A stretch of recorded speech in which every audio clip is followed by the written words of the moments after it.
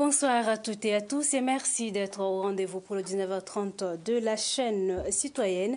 L'information qui est aussi disponible en direct sur notre page Facebook à l'adresse Electron TV Tchad.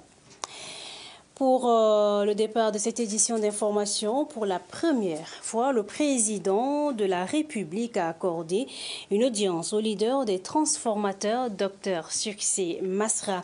Cela marque-t-elle l'abandon de la persécution de ce jeune leader? Voici donc à ce sujet le commentaire de la rédaction. Qui aurait pu croire le président des transformateurs, Dr Masra Succès, a eu un tête-à-tête avec le président Idriss Déby Itno ce jour 16 mars 2021. L'information fait le buzz des réseaux sociaux. Elle alimente les conversations les plus folles dans toutes les chaumières et autres chapelles de la capitale et au-delà. Cet entretien marque-t-il la fin de la persécution dont ce jeune leader politique fait l'objet depuis le lancement de sa formation politique, qui a pour vision, selon ses multiples prises de position, de changer le logiciel de la gestion du pays? Est-ce que cette rencontre inédite marque-t-elle la reconnaissance de son parti, que certains barons estiment qu'il n'est pas reconnu par le ministère de l'Intérieur et des collectivités décentralisées, et qu'il évolue dans l'inégalité?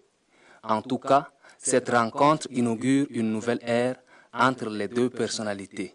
Désormais, ces deux leaders doivent, au-delà de toutes les considérations, regarder dans la même direction et dans l'intérêt supérieur de la nation.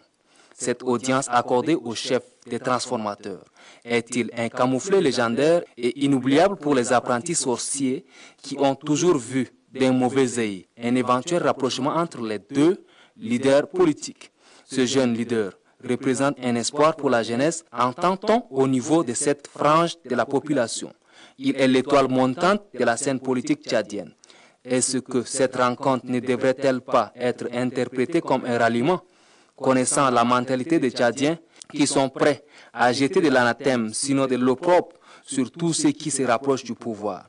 Cette question est déjà sur toutes les lèvres. D'ailleurs, elle fait déjà l'objet des commentaires les plus acerbes et assassins de la part des internautes qui ne sont pas d'abord avec le président des transformateurs.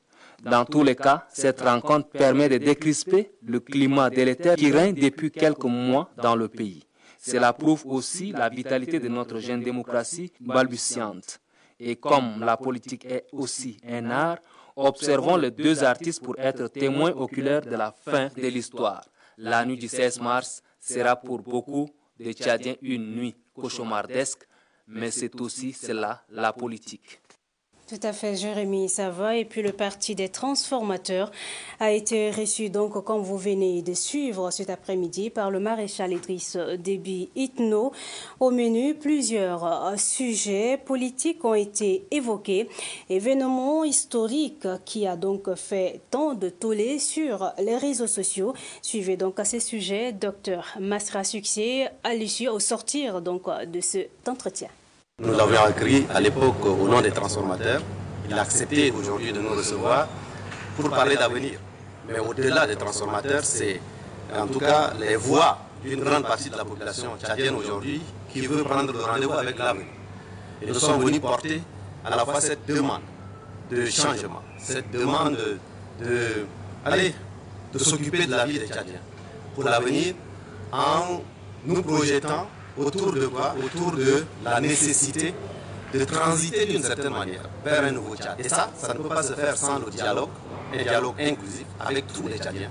Ça ne peut pas se faire sans que tous les Tchadiens s'asseyent et se nourrissent de leur intelligence collective. Ça ne peut pas se faire si on continue comme avant. Et donc nous avons proposé au maréchal la nécessité de ce dialogue, y compris avant les élections présidentielles.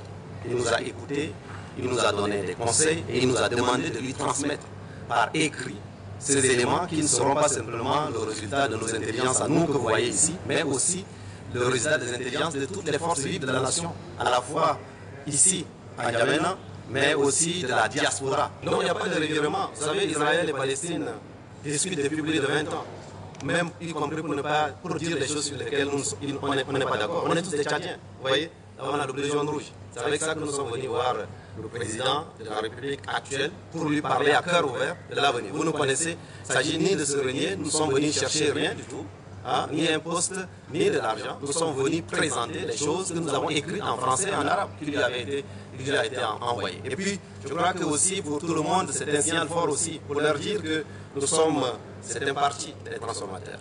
Okay? Nous sommes un parti et il est le garant de la loi. Et il sait que le délai étant passé, nous avons l'obligation de fonctionner comme un parti politique. Je crois que ça aussi, c'est un signal fort pour tout le monde, pour qu'on nous laisse exercer librement nos actions. C'est ça qu'il a aussi dit d'une certaine manière. Donc voyez-vous, il n'y a pas de revirement, il n'y a pas seulement un huis clos, il y a aussi volonté de repartir et il a accepté, en tout cas, que nous repartions vers les autres et que nous lui envoyons, en tout cas, une communication écrite et c'est lui.